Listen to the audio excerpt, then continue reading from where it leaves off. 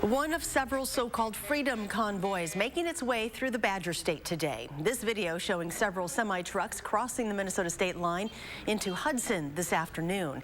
And here is the route they're taking. It made a brief stop today in the Sparta area before tonight's stop in Portage. Our Tahalil Mohadin was there when the trucks rolled in, and she shares why so many in our community withstood the cold to show their support.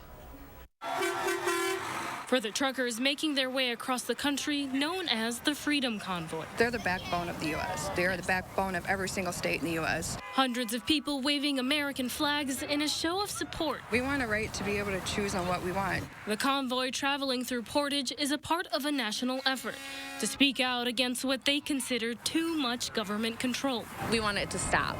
We want our freedoms back. We want our voices. And I think that's what it is. We want our voices heard. Particularly taking issue with COVID-19 mandates around masking and vaccines. There's people that are losing their jobs because they refuse to take them. Whether it's right or wrong, they still need to make their own choices. But not everyone turning up is on board with their message. I heard this was going on and I was a bit concerned.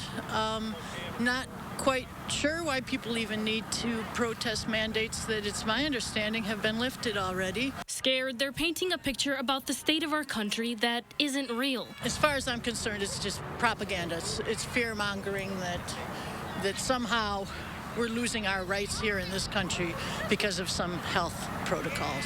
Still, the majority of people lining the street aren't willing to back down. Instead, they're looking to one another for support and finding it. You see little children, you see families, you see just single people out here just wanting to, they want more. They don't want this anymore.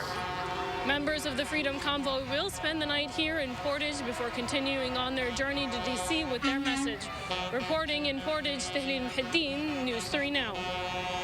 There were about 75 trucks participating in this convoy, but more groups are expected to meet up in our nation's capital. Tomorrow, the convoy will move through the Madison area, down the interstate, and into Illinois.